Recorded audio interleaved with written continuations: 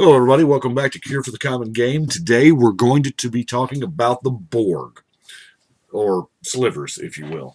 The slivers were inspired by Star Trek: The Next Generation's alien race known as the Borg, which was the first time we had seen like a uh, hive mind. Yeah, they were cybernetic zombies, whatever, but it was a hive mind. What one Borg knew, all Borgs knew. They had no individuality, no individual thought. All Borg here, all Borg, which is a really foreign concept when we first saw the Borg. Star Trek came out in the late '80s. Slivers came out in Tempest. Now, yes, Sliver Hivelord. This is the first Sliver deck I've shown y'all. There are better generals, i.e., and I have to build decks with all of them. Y'all saw the wow, I don't even think I mentioned what the damn general was. The 100th deck, the Weatherlight Saga, I had to use the Sliver Queen as the general. The Weatherlight crew did actually meet the Sliver Queen, and she's a 5-color legend, so I had to use that. Anyway, so I've used Sliver Queen, I've used Sliver Hive Lord. I will eventually get to the others. The Sliver Overlord is, in my opinion, by far the best because it searches out whatever you need. And on the off chance you have a mirror match, it's, um, there's a few. Let's go with the non-sliver cards first.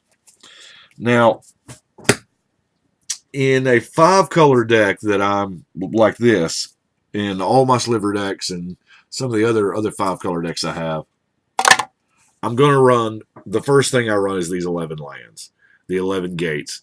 I consider Maze's End a gate. You've got the, it's the Thawing Glaciers for dual lands. I mean, that's the long and the short of it. Thawing Glaciers is a great card, but that's what it does. It just fetches your land, smooths out your mana, and maybe you get a win out of it. But it's not in there for that. It's in there to tutor up the colors I need. Anyway, Coat of Arms is kind of a given. I mean, we are playing tribal, and we're probably have more creatures than our tribe than our opponents does, barring token shenanigans. As I said, we're playing 5 colors, so we might as well be exiling stuff, and that is just not real clear. There we go. Manalith, the Ingot. I'm running a Relentless Assault and an Overrun. This is a lot of the utility stuff, Explosive Vegetation, Spoils of Victory,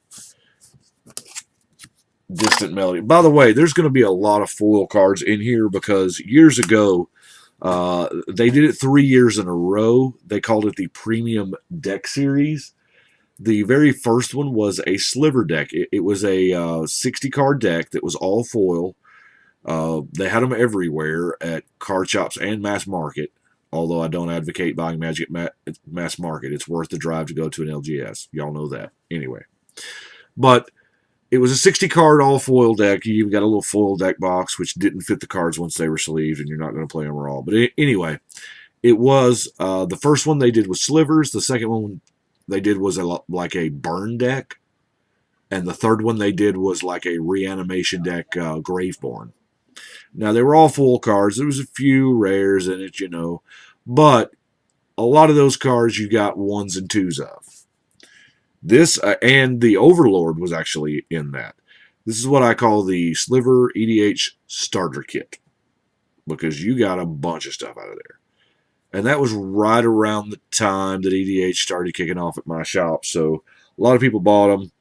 I ended up buying a bunch of collections. Anyway, that symbol right there is the Premium Deck Series Sliver.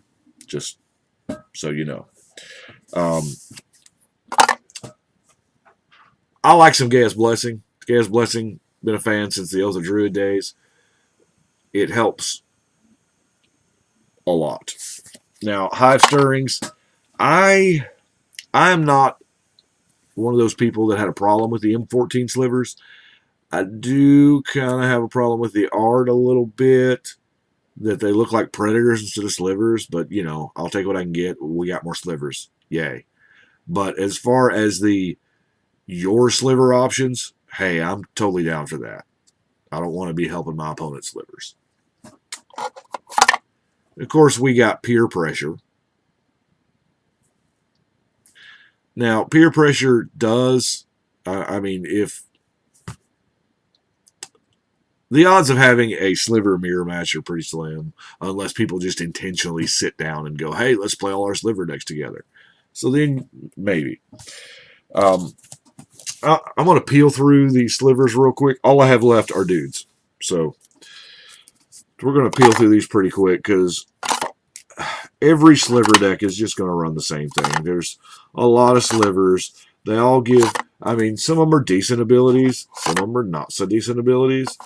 You get a lot of them that tap for mana. You get a lot of them that pump. A lot of them give keywords, you know, trample and haste and whatever. But it's pretty stock. I mean, I could probably show you this deck and show it to you with all three generals, and you know, but I'm gonna try to build them differently, as different as I can, but that's hard to do with the sliver madness. So, like I said, and by the way, the Mana Weft sliver was really, really awesome. We're getting a little on the weirdly focused side here. I'm going to talk about a few of these slivers, but like I said, there's a bunch. They've hit slivers, I think, 3 times. Onslaught block, Time Spiral block, and it seems like there was one more. I should be, I know the N14, but I want to talk to you about 6 specific slivers, actually. The Crystalline Sliver is amazing. He is the badass of the bunch. All slivers have Shroud. Screw you guys, I'm going home. I mean, the Crystalline Sliver is awesome. We all know that. It also gives your General Shroud, which is cool. Necrotic Sliver, or as I like to call him, the Vindicate Sliver, because that's exactly what he is. He costs Vindicate. He gives the Vindicate ability to everything, and it's amazing. Because there are problems out there that you just got to get rid of. Virulent Sliver is Cheaty Face. Straight up Cheaty Face. Because you, instead of having to deal 40 points of damage or 21 points of general damage, yeah, this guy on the board, you got to deal 10. That's it. The Frenetic Sliver is a sliver print of the Frenetic Efreet. Now, for those long time players back in Tempest, the Frenetic Efreet was unkillable. It was this same casting cost of 2/1 flyer, and it had this ability, this 0 flip a coin. Now, they corrected that problem with Frenetic Sliver. I just checked to gather the Oracle rules, and yes, you can activate this as many times as you want to, but the result's only going to be 1 coin flip, so it doesn't really matter. Unless they come up with some kind of weird ability storm something. That's my only Cheaty Face sliver, because it is a shapeshifter. I would be running Comedian Colossus, but I can't honestly get my hands on one right now. I'm sure it's right here somewhere, but this is more or less an old deck. It's been built quite a while, but Tauren Mauler's pretty decent. Great multiplayer card. But Homing Sliver is the best sliver in the deck, barring, you know, the legend. The sliver cycling, the ability to just sliver tutor. Now, you're never going to sliver tutor this. You're never going to sliver cycle this guy because, you know, you want him in play to give every other sliver card sliver cycling, and that's nuts. You just go get what you need. You go get your pump, you go get your flying or your evasion or your poison or whatever. Homing Sliver, the real deal. And it kind of looks sexy shiny. Anyway, that is what I have got for slivers. I've been kind of putting this one off because it's a sliver deck. Slivers are not the most loved tribe in the world. It seems kind of an extreme tribe. You either love it or you hate it. Nobody that I have ever seen has just been like, meh, slivers. All right. It's like I hate those guys or I love those guys. One of the two. But anyway, I appreciate you watching. But right now it's time to shuffle and cut.